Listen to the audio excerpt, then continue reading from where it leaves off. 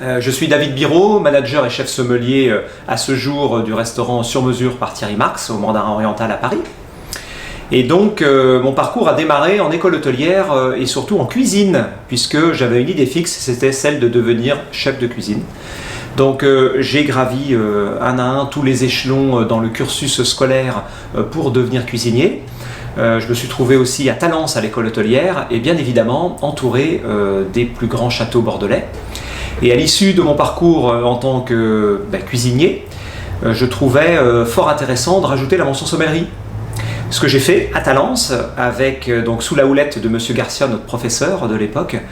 Et donc, à l'issue de cette mention sommellerie, eh bien, j'ai compris que ce métier allait me donner beaucoup de plaisir et surtout de contact, que ce soit au niveau de la cuisine, que ce soit au niveau du monde agricole avec les vignerons et aussi avec la clientèle. Donc, à l'issue de ma mention sommellerie, eh bien, j'ai commencé à prospecter pour trouver un poste de sommelier, de commis sommelier en l'occurrence, et j'ai commencé à Paris parce que ça me paraissait un endroit assez intéressant pour rester dans la même ville mais changer de maison, tellement la concentration de restaurants étoilés à Paris est, je dirais, intéressante pour un jeune sommelier. Donc j'ai eu une seule réponse positive à l'époque, en 94, c'était à l'Arpège avec Alain Passard, donc 2 étoiles Michelin à l'époque. Et je suis rentré donc dans le grand monde des restaurants gastronomiques incroyables et huppés de cette ville qu'est Paris. Commis sommelier donc à l'Arpège, ensuite le Crillon fait appel à mes services, j'intègre la brigade des sommeliers du Crillon en 1995 et puis j'y reste 16 ans, donc sommelier, second sommelier, chef sommelier. Et pendant ces 16 années, j'ai pas du tout eu le temps de m'ennuyer puisque j'ai collaboré avec 4 grands chefs de cuisine, Christian Constant, Dominique Boucher, Jean-François Piège, Christopher H. Ça m'a permis comme ça de toujours voir autre chose en termes de cuisine, en termes de service, en termes de surtout d'attente client. Et puis en 2011, eh bien, un autre chef est venu me contacter, Thierry Marx. Il souhaitait que je sois son chef sommelier et son manager, c'est-à-dire son responsable de salle aussi par la même occasion, au niveau du Mandarin Oriental. C'était une ouverture, donc moi je n'avais jamais vécu d'ouverture, donc c'était un joli challenge à relever. Et surtout, la cave était vide. Donc j'avais la liberté totale en fait d'acheter tous les vins que je souhaitais et ne pas hériter d'une cave pour mettre en avant tout ce que j'avais pu appris au fur et à mesure de mes années en sommellerie au Crillon. Et donc depuis 2011, maintenant ça fait déjà 11 ans à côté de Thierry Marx en tant que manager et chef sommelier. Et puis en parallèle de tout ça, je dirais toujours une motivation qui a démarré à l'école hôtelière, que ce soit pour des concours de cuisine mais aussi des concours en sommellerie pendant ma mention, de vouloir relever des challenges et surtout de vouloir progresser et essayer d'aller jusqu'où je pouvais aller au niveau des limites et voire même essayer de dépasser ces limites. Donc une deuxième place au meilleur élève sommelier de France Chapoutier en 94 et puis ensuite meilleur jeune sommelier de France en 98, le concours donc qui est pour les moins de 26 ans. Et par la suite meilleur sommelier de France donc en 2002 pardon, meilleur ouvrier de France en 2004. Et il me restait par la suite les concours internationaux. Donc je me suis attelé avec beaucoup d'énergie et puis de motivation à m'entraîner et surtout me préparer pour représenter notre pays. Et j'ai fait donc 3 représentations pour la France au meilleur sommelier d'Europe avec 2 médailles d'argent et une médaille de bronze. Et ensuite 4 représentations pour la France aussi pour le meilleur sommelier du monde. Et en l'occurrence une médaille de bronze en 2010 au Chili et mon plus haut score au niveau mondial. La médaille d'argent, donc vice meilleur sommelier du monde en 2016 à Mendoza en Argentine. Et là maintenant les concours, ça y est, c'est terminé. J'avais mis un point d'honneur à arrêter quand j'avais décidé d'arrêter et non pas arrêter sur soit sur une déception, soit sur une victoire. Non, j'avais décidé que j'arrêtais après le concours mondial en 2019. Donc maintenant, je laisse la place à mes collègues, les nouveaux, les jeunes, qui ont aussi beaucoup de motivation pour pouvoir nous représenter sur l'international.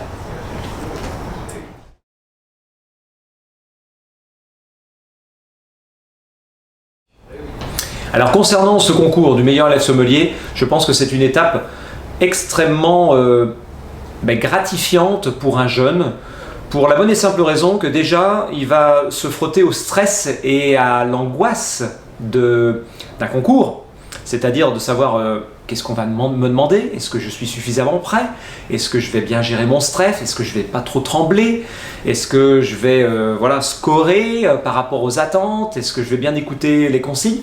Donc déjà, c'est une vraie préparation mentale, personnelle, intérieure, mais aussi une préparation technique dans la pratique, dans la théorie aussi, parce qu'il faut passer souvent par des questionnaires, donc ça nous demande du travail au niveau de la théorie et des connaissances, ce qui est indispensable, très sincèrement, pour pouvoir bien vivre son métier de sommelier, d'être au fait de ce qui se passe dans le monde viticole. Donc c'est un vrai apport complémentaire par rapport à la formation. C'est autre chose que la formation, parce que les sommeliers formateurs opèrent la plupart du temps, eh bien, je dirais, avec une idée très précise du métier et surtout un vrai accompagnement de nos jeunes au niveau de cette formation en sommellerie. Et je ne le dis pas assez, mais nous avons un excellent niveau de formation en sommellerie en France, qui est reconnu d'ailleurs. C'est pour ça que nos sommeliers français s'expatrient très rapidement et assez facilement. Et donc, c'est surtout voilà, un plus et un complément de formation, pour savoir où on en est avec soi-même et où on peut se situer.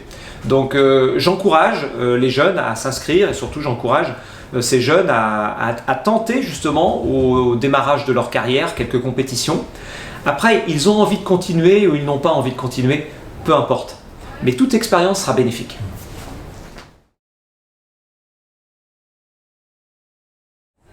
Alors le conseil que j'ai à donner, le principal conseil que j'ai à donner à un jeune, c'est de ne jamais baisser les bras concernant les compétitions. S'il aime ce côté très grisant de compétiteur comme moi j'ai connu depuis en fait 27 ans, et ça je comprends, on est, vous savez, il y a la montée d'adrénaline, c'est autre chose encore par rapport à un service, parce qu'on a nous les coups de feu en service. La différence c'est que quand on est dans un service dans son établissement, on connaît l'endroit, on sait où est son matériel, on sait où se trouvent ses vins, et puis voilà, on est bien au chaud chez soi. Alors qu'une compétition, on est délocalisé de son lieu de travail, donc il faut savoir s'adapter, il faut savoir répondre favorablement à ce qu'on nous demande. Et c'est pour ça que le principal conseil, c'est de ne jamais baisser les bras, de faire preuve d'abnégation, de motivation et surtout de relever la tête. Moi je dis toujours, j'ai plus perdu de compétitions que je n'en ai gagné, mais les compétitions que j'ai pu perdre pour un point de détail ou alors une faute lourde, parce que des fois c'est pas forcément des points de détail, ça peut être une vraie erreur.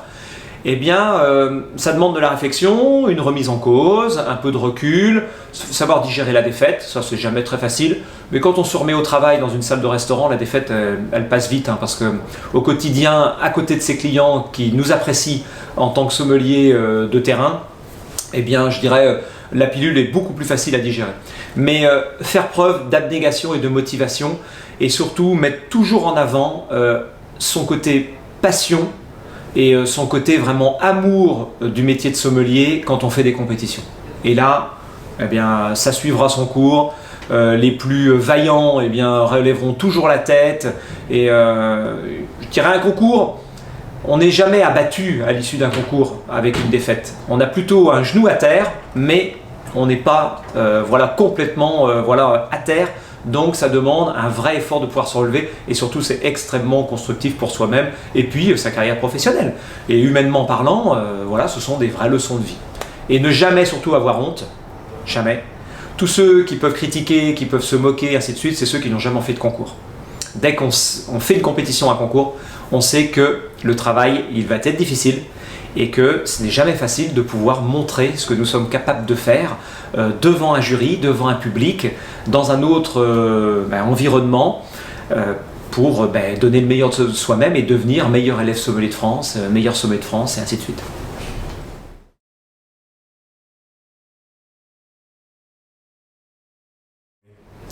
Alors notre rôle de sommelier donc professionnel à l'issue eh bien du cursus scolaire, c'est le relais, être un relais. Comme je vous le disais, la formation en sommellerie en France est exceptionnelle. Et donc à nous aussi de pérenniser cette formation. Pourquoi? Parce qu'on a trop tendance parfois à oublier que le terrain passe aussi par la transmission du savoir à des moments précis avec nos jeunes, qui sont fraîchement diplômés ou alors fraîchement auréolés d'une compétition. Parce que pris, vous savez, dans le système du service du midi, du service du soir, la fatigue étant, on peut se dire, voilà, le jeune, eh bien, il nous a suivis, il nous a regardés, ça suffit. Non, il faut aller aussi au-delà. Il faut consacrer, moi c'est ce que je fais une fois par semaine. Tous les jours, c'est compliqué parce que les services parfois peuvent s'étirer. Nos jeunes parfois sont aussi fatigués, comme nous tous. Donc il faut aussi adapter justement cette écoute et cette transmission de savoir.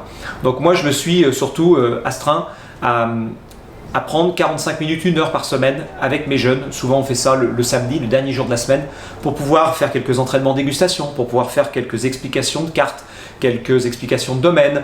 Et c'est là où on leur apporte en fait notre expérience. On leur explique des situations qui nous sont arrivées en salle de restaurant, des situations voilà, des fois malheureuses, mais des fois très heureuses, pour leur donner énormément d'informations pour qu'ils puissent se construire aussi personnellement et qu'ils puissent eh bien, gérer la construction de leur carrière professionnelle. Donc on se doit d'être aussi nous des relais et on doit prendre justement la suite des sommeliers formateurs en milieu scolaire pour pouvoir justement les accompagner au mieux et leur apporter encore plus d'expérience. Il faut pas oublier en fait ce rôle-là. On a tendance, je pense, parfois à trop se reposer sur le fait qu'une fois que le jeune est dans notre équipe, eh bien, à lui de se débrouiller et d'observer et de prendre tout ce qu'il y a à prendre. Moi je dis non, il faut qu'on apporte aussi, nous, un complément d'expérience. Et ça, c'est essentiel. Je dis toujours, il ne faut pas qu'on soit des alambics. On n'a pas, vous voyez, à distiller goutte à goutte notre savoir. Il faut aussi leur permettre de grandir assez rapidement. Et puis l'attente des clients, elle est quand même assez grande. Hein. Parfois, nos jeunes diplômés, fraîchement sortis, trouvent des postes avec des contacts directs avec les clients et prise de commande en direct. C'est difficile hein, d'ingurgiter une carte des vins de 400, 500 références. On ne peut pas tout connaître comme ça en claquant des doigts. Donc ça demande eh bien, une transmission de notre savoir à ce niveau-là, pour les mettre beaucoup plus à l'aise.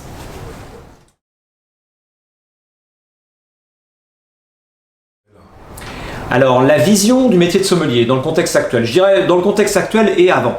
Le métier de sommelier a bien évolué et je pense dans le bon sens du terme.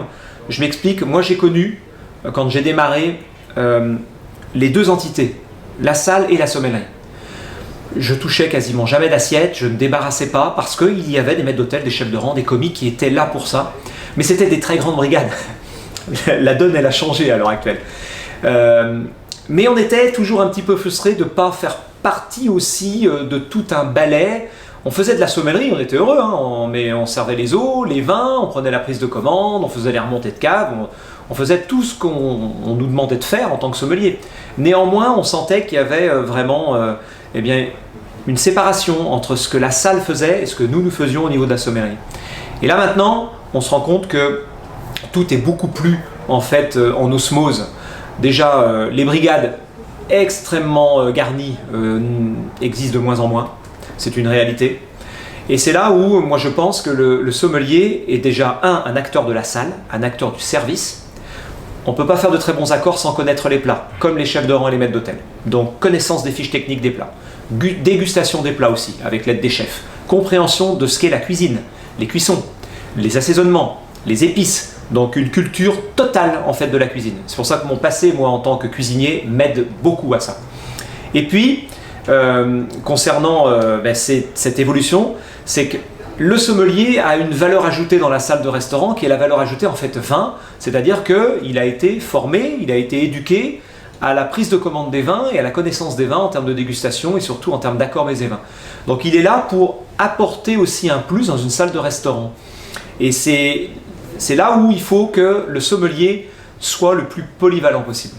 C'est-à-dire que notre rôle, c'est un rôle aussi bien en termes de service que de conseil vin. Et c'est là où l'évolution, elle est quand même extrêmement précise et surtout actuelle. Le sommelier ne doit plus être considéré dans l'esprit de certains chefs ou de certains restaurateurs comme un luxe. Pas du tout. Le sommelier, pour moi, est une pièce essentielle d'une brigade de service. Et il a une connaissance complémentaire en termes de vin pour pouvoir aussi faire son acte commercial qui est un acte de vente de vin et de générer aussi un chiffre d'affaires boisson qui est réel. Il ne faut pas oublier que nous sommes des commerçants. Ne jamais oublier ça. Donc C'est, je dirais, la majeure évolution actuelle de notre métier. C'est voilà, d'être beaucoup plus polyvalent qu'auparavant par rapport à notre situation dans une salle de restaurant, dans une brigade. Donc, ne pas se couper de la salle, surtout pas. Ne pas jouer les divas pour faire que de la sommellerie en disant non, non, moi je ne débarrasse pas, je ne fais pas ci, je ne fais pas ça, c'est pas mon travail. Non, ça c'est faux. Le travail d'un sommelier, c'est aussi d'être au contact de ses clients pour pouvoir faire les actes de service. Et d'ailleurs, il a normalement toutes les qualités et toutes les compétences requises pour pouvoir faire du service comme les autres personnes que sont chefs de rang et maîtres d'hôtel dans une salle de restaurant.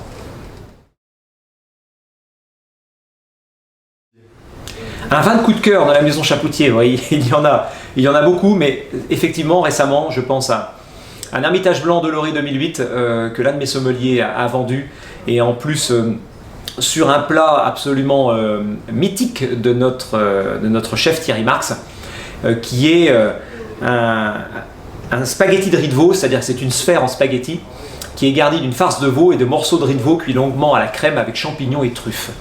Donc Hermitage Blanc, mais parfait pour le riz de veau, pour la crème, pour la truffe. Et surtout 2008 était à point, si je puis dire. Là on avait enclenché la vitesse de croisière d'un Hermitage Blanc digne de ce nom, avec l'évolution qui donc dénote déjà une couleur dorée mais extrêmement attirante. Et ensuite des notes mellifères, un aspect très pâtissier, frangipane, vraiment très gourmand. Et surtout la dimension en fait de la colline de l'Hermitage qui nous donne des blancs avec des épaules, une puissance, une suavité et une texture digne parfois de certains vins rouges. C'est pour ça que j'ai mis du temps moi, à comprendre l'Hermitage Blanc dans ma carrière. Je trouvais que c'était très bon dans la jeunesse, que c'était incompréhensible en milieu de vie et que c'était aussi sublime après quelques années d'ancienneté. Et j'ai compris en fait que c'était un vin blanc à titre personnel qu'on devait soit peut-être vivre dans cet esprit jeunesse, mais c'était quand même dommage qu'il valait mieux les attendre et qu'après une petite décade, et bien là l'Hermitage Blanc explosait. Et là ça a été une vraie notion de plaisir et surtout des vraies connexions gustatives entre la texture, la suavité, le côté très ouaté, très molletonné en fait de l'Hermitage Blanc au milieu de bouche avec farce de veau, riz de veau, crème, champignons et truffes. Donc là, ça a été un vrai moment coup de cœur. Je parle non seulement du vin, mais en plus de vers quoi il était destiné, c'est-à-dire faire un très beau mariage avec le spaghetti de riz de veau.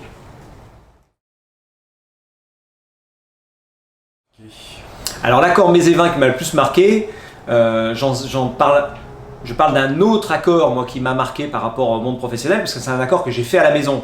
Je cuisine à la maison et j'avais des très beaux pigeons dodus donc du Val-de-Loire que j'ai cuits à la goutte de sang de façon très simple, et surtout ces pigeons je les avais farcis de morceaux de foie gras et puis d'olive noire. Et j'aime beaucoup l'olive noire, la Tagliache, une olive italienne avec un soupçon d'amertume. Et donc ce pigeon avait été déjà marqué au poêlon et ensuite terminé au four, comme moi j'ai pu le constater à l'époque avec les règles de cuisson de Alain Passard quand j'étais à l'Arpège. Et puis vous voyez, ce pigeon au niveau de la cuisson, je me suis remémoré ce que je vivais avec la cuisine d'Alain Passard. Et puis la farce foie gras et puis olive Tagliache, ça c'était un coup de cœur que j'avais eu aussi à l'époque où je travaillais avec Jean-François Piège au Crillon. Et donc ce pigeon à la goutte de sang associé au foie gras et à l'olive, eh bien j'ai été chercher une bouteille que j'ai eue en cadeau quand j'ai terminé deuxième au meilleur élève sommelier donc de France, le Metz Chapoutier en 94. C'était un pavillon 91. Et donc millésime mythique sur l'Hermitage et puis sur la vallée du Rhône Nord, alors qu'on a des images fausses, je dirais, de ce millésime 91 sur le reste de la France. Mais là, c'est un millésime extraordinaire. Et quand la bouteille a été débouchée, eh bien, j'ai encore pris conscience de ce que pouvait être en fait cette colline qui, parfois gorgée de soleil, nous donne des vins avec une dimension et un potentiel de vieillissement absolument incroyable. Donc là, la gamme aromatique, on était vraiment sur justement notion d'olive noire, un peu garrigue, feuilles de laurier cassées, mais également tous les arômes tertiaires et les bouquets de vieillissement qu'on adore avec cette note un tout petit peu plus chocolatée, fèves de cacao torréfiées, mais également partant vers la boîte de tabac, avec cigares, feuilles de tabac blond, et tout se mettait en place, gamme aromatique mais parfaite au niveau de l'accord avec le pigeon, et surtout un vin aussi au niveau du milieu de bouche mature. Parce qu'on a toujours tendance à parler de l'évolution aromatique et de la maturité des vins sur le plan arôme et parfum. Mais on a tendance à oublier que les vins rouges, les tanins eh bien, s'associent avec la matière colorante, il y a un dépôt, ça s'affine. Et là, on avait toute une série de dentelles qui se mettaient au fur et à mesure dans notre palais, au milieu de bouche. De la dentelle très fine, très aérienne, des tanins toujours présents, soutenant encore bien cette matière, mais surtout voilà, une persistance aromatique et une accessibilité, là, après toutes ces années, qui était très démonstrative quant au fait que les Hermitages sont des grands vins, que ce soit en blanc ou en rouge, des grands vins de vieillissement. Et on a tendance parfois à consommer les vins de façon peut-être trop prématurée. On se dépêche ou alors on est impatient. Mais si les consommateurs ont des fois des occasions de laisser quelques flacons comme ça, ou d'oublier quelques flacons, parce que c'est encore mieux de les oublier, eh bien, on peut avoir comme ça des notions de plaisir assez exceptionnelles. Donc, le pavillon 91 avec mon pigeon foie gras olive noire, c'était quelque chose.